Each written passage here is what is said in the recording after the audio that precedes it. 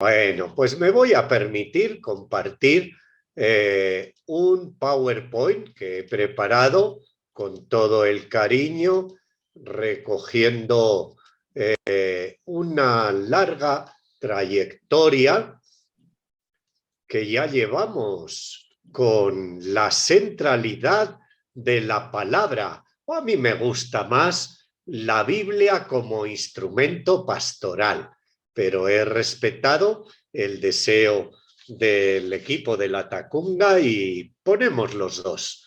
Ya vamos a ver por qué. Los dos están bien. La palabra de Dios es central y es un instrumento pastoral y mucho más que instrumento. Vamos a comenzar con 3 puntitos de introducción. El primero, a ver si me quito esto. Hay un malentendido, ¿sí? Un malentendido. Y entre los padrecitos hay malentendido también, porque a veces se cree que pastoral bíblica, animación bíblica, vamos a ver qué diferencia hay, es algo muy sencillo. Es un término como si fuera, bueno, una cosa muy básica. Cualquiera, a ver tú, no haces nada en la parroquia, ven a formar parte del equipo de pastoral bíblica y metemos así, improvisamos, pero si hay que dar clases en el seminario de Biblia, no, primero tienes que ir a estudiar a Roma. Eso es un malentendido, porque tan preparado tiene que ser el que se dedica a la pastoral bíblica como el estudioso especializado. A partir del Vaticano II, ya saben, han pasado pues ya casi 60 años desde que empezó, duró bastante. Toda la Iglesia católica a nivel mundial, incluso la ortodoxa, obispos de todo el mundo, sacerdotes, laicos, laicas, religiosos, se reunieron en Roma. Creían que iba a durar un año, duró más de 2. Y a partir de ahí hay muchas anécdotas. Aquí no les he puesto, pero una de ellas que a mí me impresionó cuando participantes ahí, el padre Shekel decía que la Dei Verbum, ya la empiezo a citar, fue el primer documento que se comenzó a trabajar y el último de los documentos conciliares que fue aprobado, cuando pues ya se temían que no iba a ser aprobado. Fue tan debatido, tan controvertido. La Dei Verbum, la palabra de Dios, dedicado a la Biblia. Bueno, pero hoy ese no es el tema de hoy. A partir de ese concilio se despertó en la Iglesia Católica un tremendo amor por la palabra de Dios, que tampoco hay que ser triunfalistas, pero se constata un cambio radical. Y el concilio decretó que la Biblia llegue a todos los fieles que la deseen. Tercero, tenemos que constatar que aún hay creyentes que le tienen miedo a la Biblia, que temen leer la Biblia. Y es normal, porque nos decían que solo la podían leer los sacerdotes, los entendidos, y algunos que querían leerla y la conseguían, era difícil. La escondían como que fuera un pecado tener una Biblia. Poco a poco tenemos que hacer el esfuerzo por integrar la Biblia en toditas las pastorales como un instrumento necesario para reforzar, fundamentar, darle sentido a todo lo que enseñamos. Dice, y vamos, le dediqué un poquito más de tiempo a la Dei Verbum y al Concilio Vaticano II, ya van a ver, porque es muy importante, tan importante que cambió la Iglesia. Y en este documento hay dos frasecitas que ya para calentarnos el corazón, dice: toda la predicación de la Iglesia, toda religión cristiana se ha de alimentar y regir con la Sagrada Escritura. No lo digo yo. Yo también lo digo, porque yo amo a mi Iglesia y me encanta cuando se deja iluminar por el Espíritu Santo. Igual que la siguiente frase de la Dei Verbum, el numeral 22, todo esto es en el capítulo 6, ya les diré luego. Los fieles han de tener fácil acceso a la Sagrada Escritura. Fácil acceso. Qué bonito, qué bonito. Adiós prohibición, adiós privilegiados. Solo los sacerdotes la podían tener. Bueno, veamos. Primer punto, ya una vez terminada esta introducción, la Biblia en la vida y en la misión de la Iglesia. A ver, la vida. La Biblia. Pues tenemos que recordar rápidamente, hoy, ¿por qué nos peleamos protestantes y católicos? Pues mire, todo parte de acá, del tiempo de la Reforma y de la Contrarreforma. ¡Wow! 40 años de Reforma contra Reforma. Los católicos nos centramos en los sacramentos, sobre todo en la Eucaristía. Y las iglesias de la Reforma, o como los conocemos mejor como protestantes, se nutrían de la Sagrada Escritura. Ahí estaba la diferencia. Así que, consecuencia de esta polarización, los protestantes y católicos salieron al ring a pelearse y se produjo una desvalorización de los sacramentos por parte de los protestantes. Y por parte de los católicos, una desconfianza de la Biblia. Como ellos eran fuertes en Biblia, pues hay que desvalorar la Biblia. Y nos tenemos que centrar en el magisterio y en el catecismo. Y esto lo denunció, fíjense, ya en aquel tiempo, en 1556, el Papa Pablo IV, no Pablo VI, Pablo IV. Bueno, entonces, ¿qué pasó? Pues que de hecho la catequesis no utilizaba la Biblia. Se iban los niños, jóvenes, adultos a la catequesis sin Biblia, con un catecismo, doctrina, preguntas y respuestas. Pues todos creían, no, la Biblia, que no me vean con la Biblia, me van a confundir con un protestante, ¿verdad? Claro. En el siglo XX, el siglo pasado, no muy lejos, ¡wow! Empezó a cambiar todo. La mentalidad católica fue cambiando.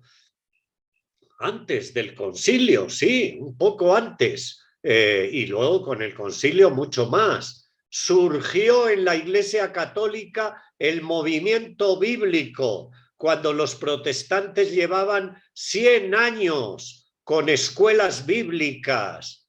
100 años después, aquí en Ecuador empezaron a surgir centros bíblicos y eso fue gracias a dos encíclicas, la de Benedicto XV y la de Pío XII, Spiritus Paraclitus y Divino Aflante Spiritus. Sí, bueno, ¿verdad? Los papas nos han ayudado. Y Pío XII dio un golpe formidable, el Papa Pío XII, porque eliminó las dificultades que la Pontificia Comisión Bíblica imponía a nivel mundial. Ella prohibía que las escuelas y universidades católicas utilizasen la metodología bíblica alemana e inglesa, porque eran propias de los protestantes. Por fin Pío XII les impidió esas trabas y todas las universidades. Yo recuerdo, en el bíblico en Roma teníamos profesores protestantes, los traían a profesores buenos a nivel mundial. Bueno, vamos adelante. El rol, el papel de la Biblia en la Iglesia, ¿qué papel tiene? Ya les mencioné, Concilio Vaticano II, la Dei Verbum, que está en rojo, no se la olviden. Trata de este papel, de este rol de la Escritura en la Iglesia. Léanse ese capítulo 6, es cortito. Y recuerden, el capítulo 6 comienza y termina igual. Qué curioso, ¿no? Igual, comienza diciendo que hay que tener la misma veneración por la Sagrada Eucaristía que por la Sagrada Escritura. ¡Wow! Eso es lo que algunos obispos no querían aprobar y se demoraban 2 años hasta que el Papa Pablo VI dijo, no, esto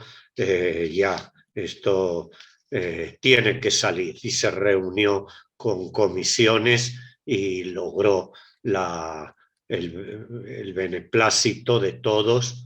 La Sagrada Eucaristía y la Sagrada Escritura son el pan de vida, es Cristo en su palabra y en su cuerpo, en la Biblia en su palabra, en la Eucaristía en su cuerpo. Por eso se llegó a llamar la mesa del sacrificio del cuerpo a la Eucaristía, pero a partir del Vaticano también se le llamó a la Eucaristía la mesa de la palabra, la mesa de la palabra. La Biblia debe meterse en todo el mensaje, en toda la vivencia del cristiano.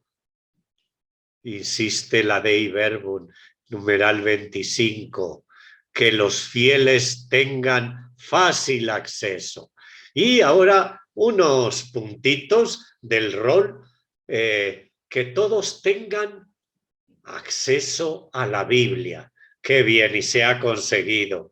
Lo mismo las iglesias protestantes con sociedades bíblicas en la que también estamos los católicos a nivel mundial y en Ecuador. Ahora Katy me reemplazó, ella está en la directiva en sociedades bíblicas. También ha estado Salesianos, Carmita, y otros. Y en la Iglesia Católica se ha hecho un esfuerzo tremendo de difusión de la Biblia.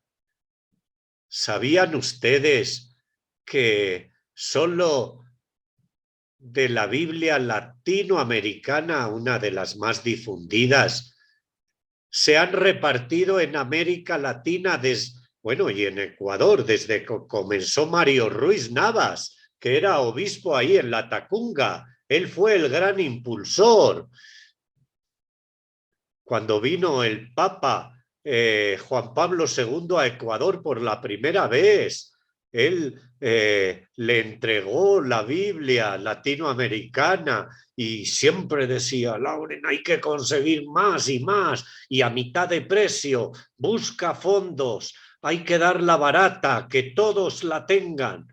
¡Qué cosa! Muy bien. Pero la Biblia también es una fuente. Ya saben lo que es fuente, ¿verdad? Qué rico en la montaña, una fuente de agua pura, fresca. Pues la Biblia es esa agua fresca de la que Jesús da a la samaritana, una fuente espiritual.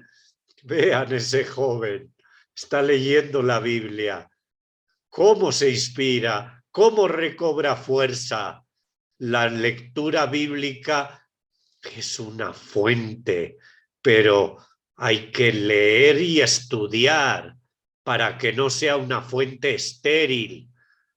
Y estudiar no solo la técnica para quedar bien con los amigos y en reuniones sociales, para que digan cuánto sabe. ¡Wow! Como le dicen a Katy cuando le ven llegar, ¿y esta nos va a dar el curso? ¿Qué nos va a enseñar una laica? Y luego del curso, oye, Katy, ¿dónde aprendiste tanto? Pues no sé, día a día, leyendo, orando, ¿verdad? Eso para que la Biblia transforme nuestra vida. La Biblia es el fundamento de toda nuestra enseñanza. Escuchen bien, porque, bueno, yo iba a decir que me canso, mentira. No me canso porque la gente no tiene la culpa. La gente ha oído en las parroquias, en la catequesis de laicos sacerdotes, de agentes de pastoral, ciertas enseñanzas. Y cuando se pone a estudiar la Biblia, dice, Padre, ¿por qué me han mentido tanto? ¿Por qué no me han dicho la verdad?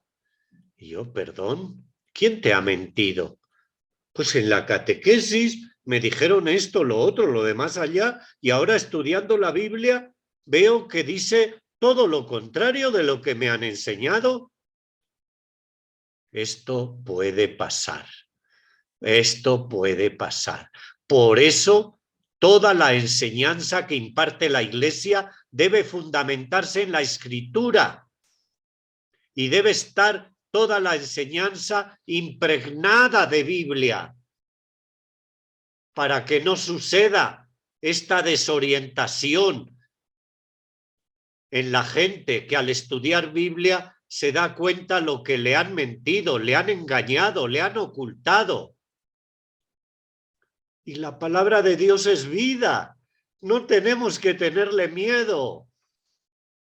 Eso está en la Dei Verbum, en el numeral 24. No son ideas mías. Es mi experiencia, que coincide con lo que dice la Iglesia en el Concilio Vaticano II. Dei Verbum, numeral 24.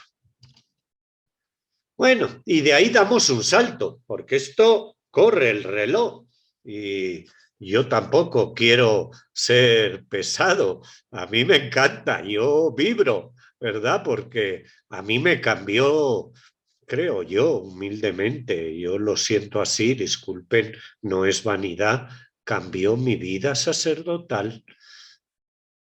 Y era bonita la anterior, no digo que no valía, y había estudiado teología y Biblia en el seminario, pero cambió.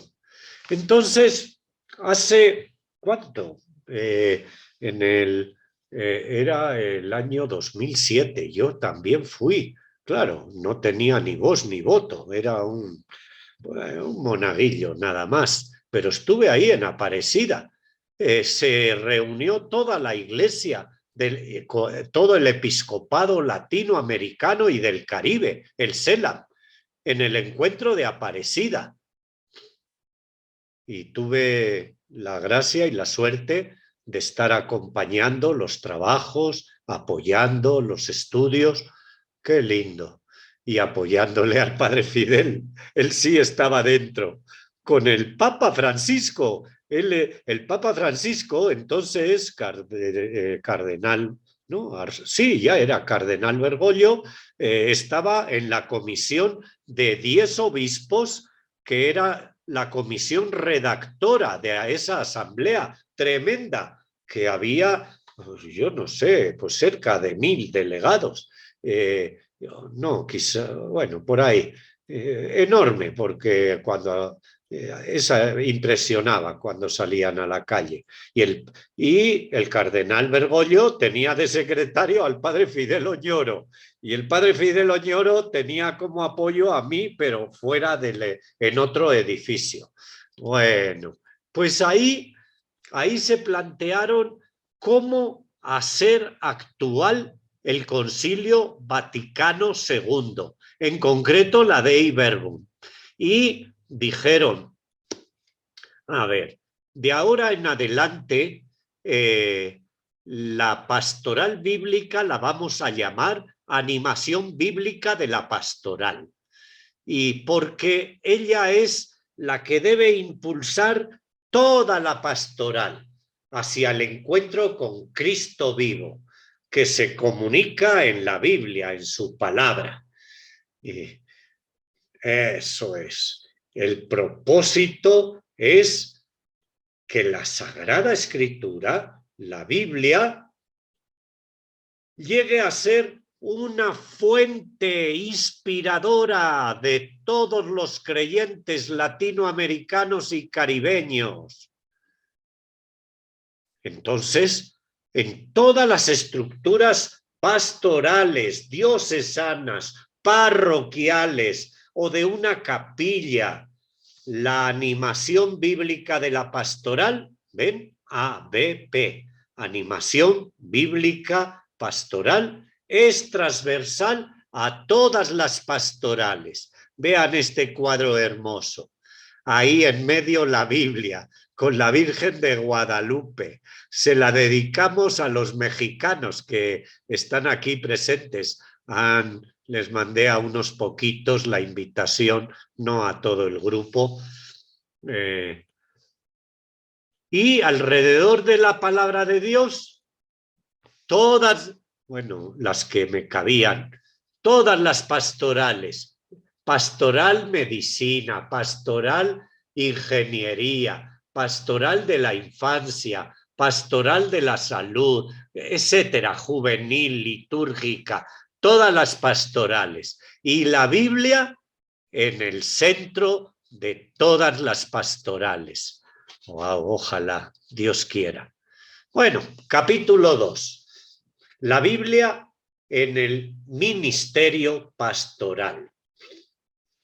Al decir ministerio, estamos refiriéndonos a los sacerdotes, pero ustedes saben el trabajo inmenso que tienen algunas parroquias, 20.000 y más personas para un sacerdote. El pobre hombre no llega ni a la 10ª parte. Entonces necesita de los laicos y laicas.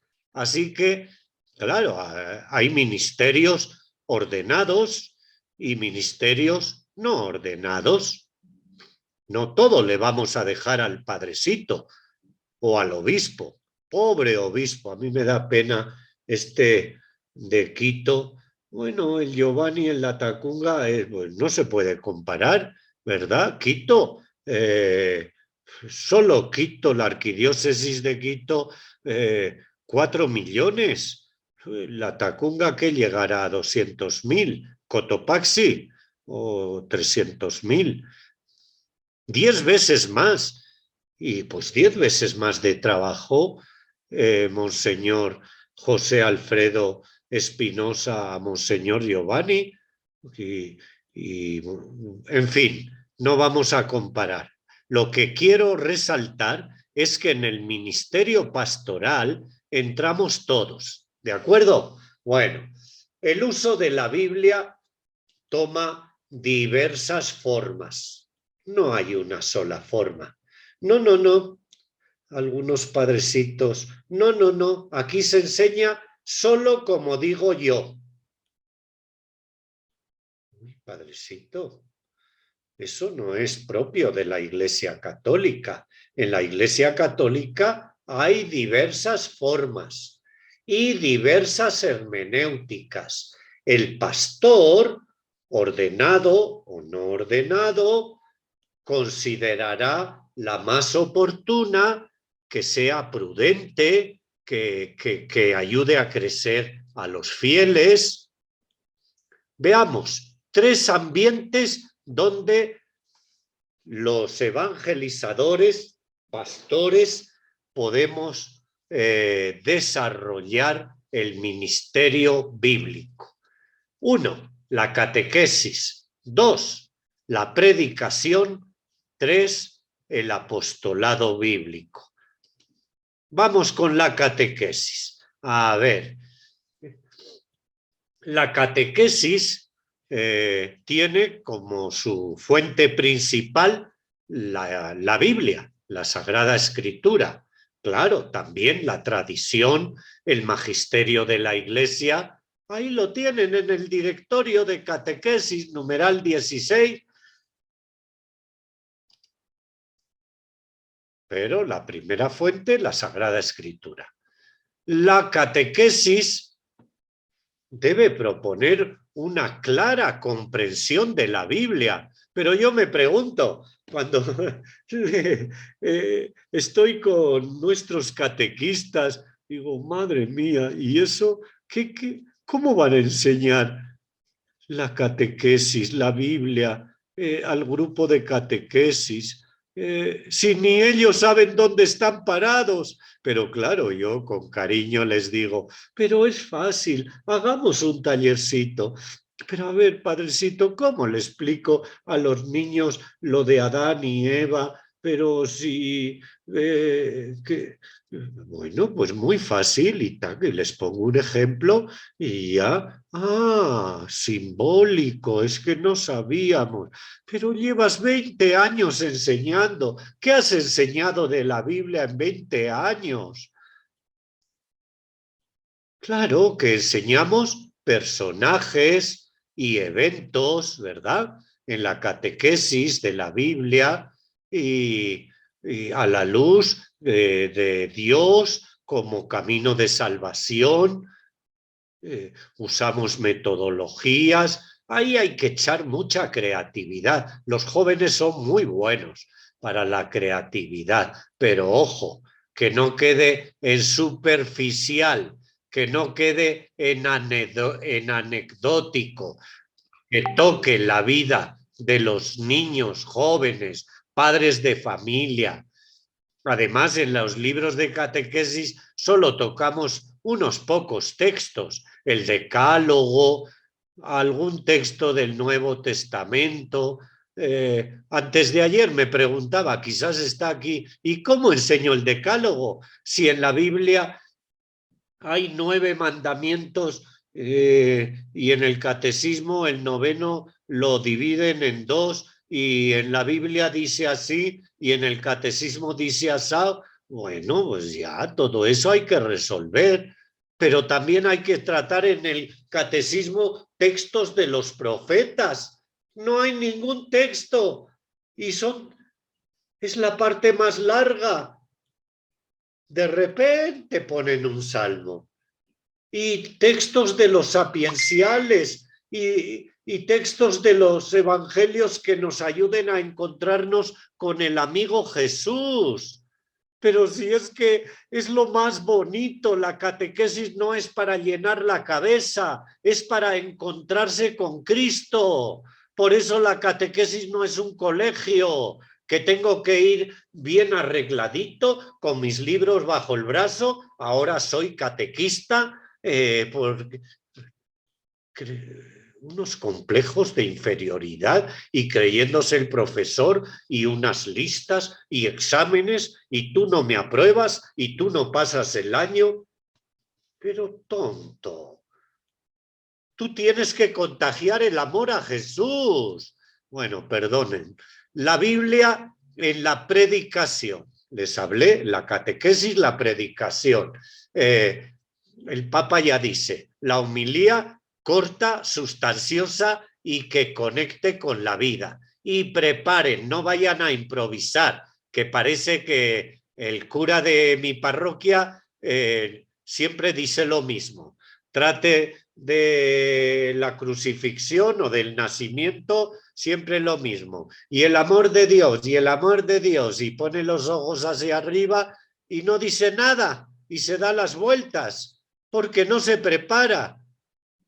Y se escandalizan porque yo lleno una hoja para cada domingo con las ideas que preparo primero yo, que reflexiono, lo estudio, lo escribo.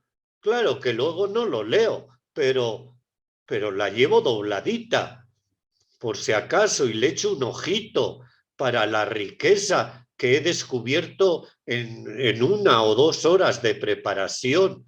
Y tú, Lauren, si siempre estás dando Biblia, ¿para qué andas escribiendo? Si ya te sabes todo de memoria. Escandalizados porque preparo la homilía. A ver, y tercero, hemos dicho, la catequesis, el ministerio bíblico, homilías, etcétera, y ahora apostolado bíblico, ABP. ¿Para qué? Dar a conocer, contagiar la palabra de Dios y la vida, porque van unidas.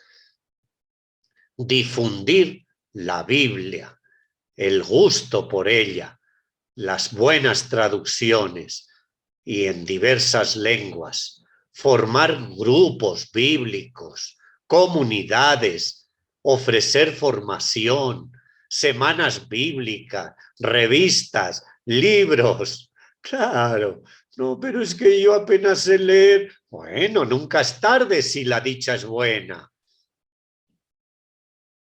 Valorar el aporte de las comunidades. Claro, la gente sencilla, claro, cuando no tiene lavado el cerebro y tiene una fuerte experiencia de vida, saca unas conclusiones tremendas que ni los mejores libros de interpretación bíblica. Esto San Marcos o San Lucas lo escribió para mí. Esto pensaba San Lucas en mí, porque esto es lo que yo vivo. Qué cosa, estupendo. Ya. Dar a... Pero la pastoral bíblica no se limita solo a los fieles.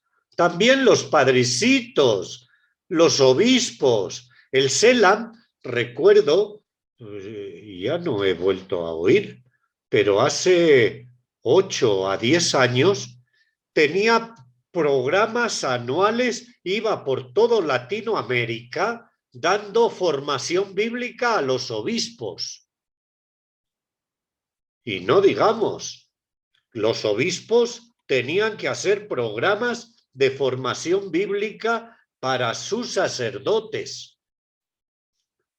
No solo se trata de formar a los fieles, que ya es bastante.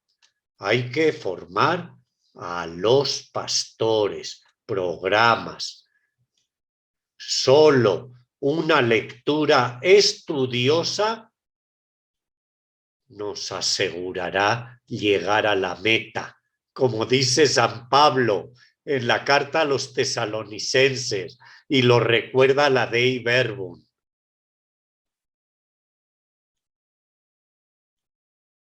Todo lo que es valioso en la Iglesia se realiza con la fuerza de Dios, que está en su palabra y en los sacramentos. Veamos, para finalizar, algunas consecuencias pastorales. Primero, San Jerónimo. ¿Saben quién es San Jerónimo? El patrono de los amantes de la Biblia, en septiembre, ¿verdad? Hemos celebrado San Jerónimo y hacemos el mes de la Biblia. San Jerónimo tradujo la Biblia de las lenguas originales al latín y fue de gran ayuda. La Biblia dice: no conocer las Escrituras es desconocer a Cristo. ¡Wow! ¿Se dan cuenta? No conocer las Escrituras es desconocer a Cristo. Ahora yo les pregunto, ¿quién de nosotros conoce las Escrituras para que pueda decir: yo, aunque sea un poquito, conozco a Cristo? O mejor dicho, ¿cuántos católicos conocen las Escrituras, la estudian? ¿El 2, el 3%? ¿Y dónde está el otro 97%? Ah, no. Y se quejan de ir a las charlas del catecismo. Ah, qué aburrimiento. Desconocer las Escrituras. Pero si no conocemos las Escrituras y no conocemos a Cristo, ¿para qué vamos? Ni a la iglesia. El que desconoce a Cristo no es cristiano. Pues no vayas a la parroquia ni a la iglesia. Ah, no, pero es que yo soy católico y toda la vida católico. ¿Qué? O sea, yo soy del Emelec o yo soy del Barcelona y barcelonista hasta la muerte. O vaya tontería. O bueno, con perdón de los barcelonistas o de los aficionados a correr detrás de un cuero. Bueno, y dice la Biblia como instrumento pastoral nos ayuda a conocer a Cristo para amarlo más. Si leemos mal la Biblia, entendemos mal a Cristo. ¡Wow! Entonces yo tengo que estudiar la Biblia para conocer y amar a Cristo, para entenderlo. Veamos algunas consecuencias de no leer la Biblia. Daniel en su libro, ahí tienen la cita, les puedo regalar el PowerPoint,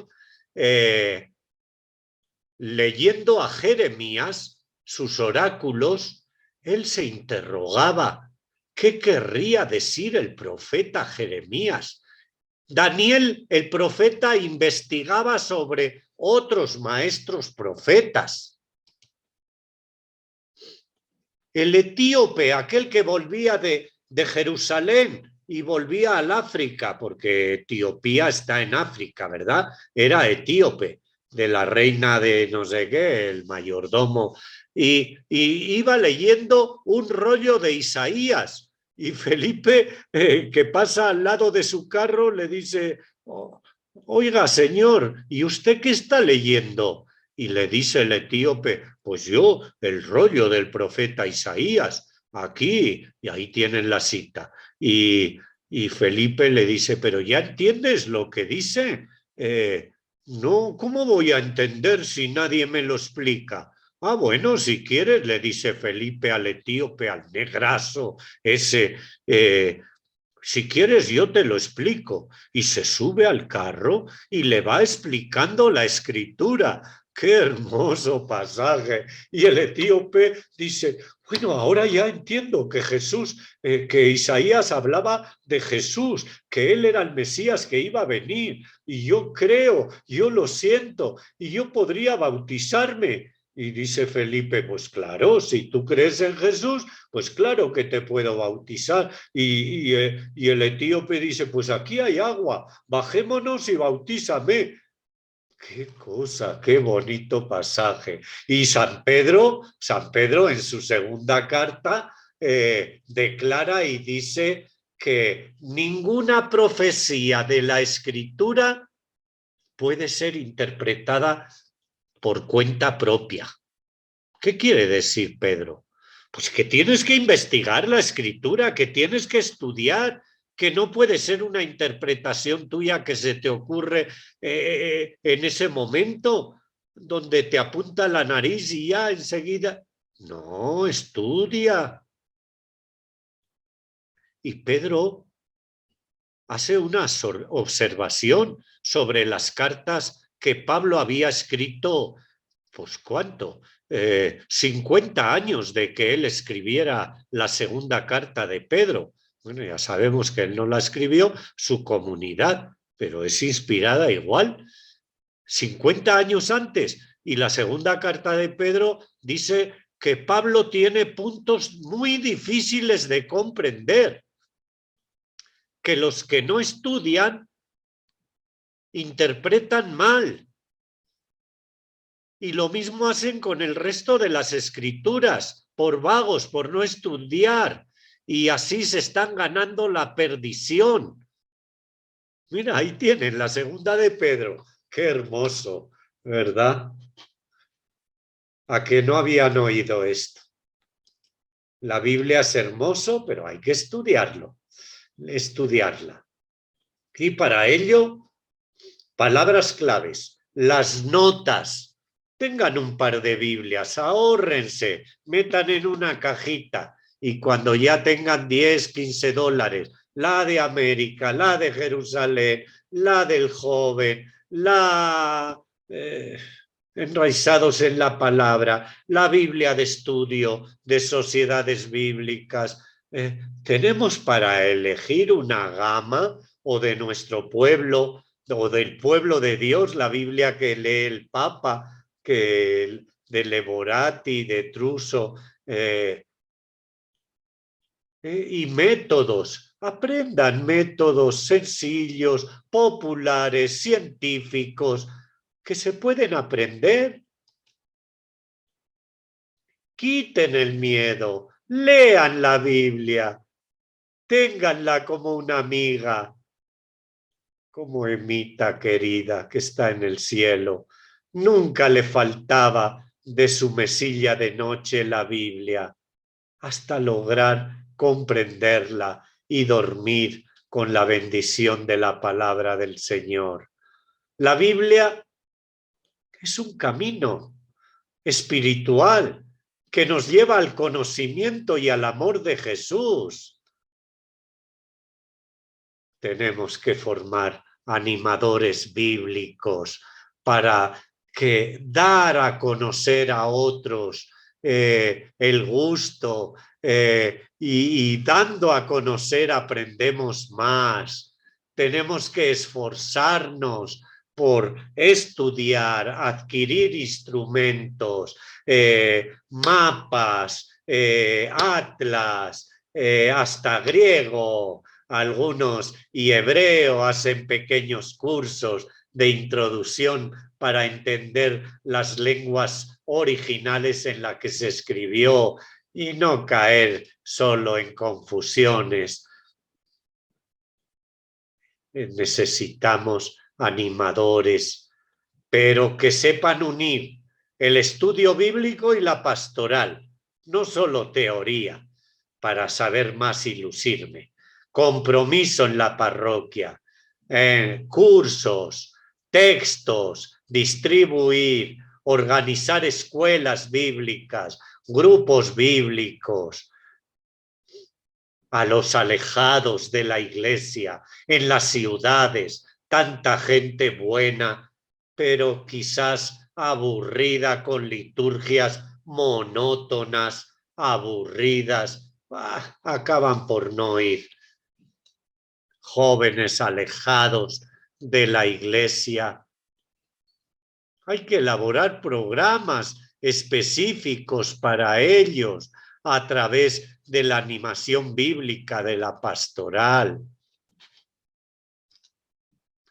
Los creyentes que acuden a nuestras iglesias y parroquias, seguirlos involucrando. Cuando acaba la catequesis, no dejarlos marchar, ofrecerles, continuar con reuniones, con grupos de encuentro o grupos juveniles a los de confirmación y lección divina, A las familias, qué difícil es, no hay costumbre. Y meter una costumbre de lectura en una familia, qué difícil. Cada cual va a lo suyo, pero hay que hacer esfuerzos. Leer La Luz del Domingo o, no sé, un folletito, La familia en la Biblia, $1. Y tienen para un año 15 temas sobre la familia en la Biblia. Leer en la familia, los jóvenes, qué lindos grupos juveniles en torno a la Biblia, haciendo retiros adaptados para ellos, alegres, cómo se cuestionan con la palabra de Dios, cómo comparten lo que han descubierto en su corazón. He sentido la palabra de Dios, he sentido que Jesús me habla, me dice que tengo que... Y así, qué cosa. Conclusión. Primacía de la palabra de Dios en la pastoral. El que viene a nuestro encuentro, cuando estudiamos, leemos, reflexionamos y oramos y vivimos la Biblia, es Jesús. Es un encuentro con Jesús, con el amigo, con el hermano. Y en él aprendemos los secretos del amor a Dios. Es un encuentro con la Iglesia que se forma con la palabra, que es el mismo Cristo, que vive en ella, en la comunidad, en las tres acciones grandes de la Iglesia. 1, la evangelización. 2, la liturgia. 3, la caridad. Porque la evangelización, como discípulos de Jesús, evangelizamos y nos lleva a reunirnos en la liturgia, a celebrar lo que hemos predicado, lo que hemos vivido, y lo celebramos en comunidad. La liturgia nos llena de la gracia de Dios. Al estar reunidos, Él está en medio de nosotros, y en el sacramento de la Eucaristía. Y la caridad, pues la caridad nos hace creíble la fe que profesamos. El que no tiene caridad es un palabrero. El que no se solidariza con su hermano no sirve. Así que la Biblia tiene un papel central para concluir en la catequesis, en la liturgia de las palabras que podemos celebrar en capillas, en familia, en comunidades, cuando bendecimos un carro, bendecimos a niños, en las casas, en las semanas, al santito. La comunidad es el lugar donde unimos Biblia, vida de comunidad y realidad que transformamos con ayuda de la palabra de Dios. Todo esto lo tienen en este libro del Selam. Se titula Orientaciones de animación bíblica de la pastoral. Espero, Padre Óscar, que lo tengas. Si no, haz tu pedido al Selam en Bogotá. Solo cuesta $10 cada libro. O si prefieres, haz una solicitud. El centro bíblico que tenemos reserva, porque esto nos encanta, podemos financiarte y para no regalarte, darte a $2 cada libro. Pero solo a los de Latacunga o Ecuador. El que esté fuera, que pida en sus conferencias episcopales. Ya lo ven ahí, el dibujito del Selam y de Febiclac, documento del Selam número 198. Y de mi parte, muchas gracias, que el Señor les bendiga y nos bendiga, y hasta la próxima.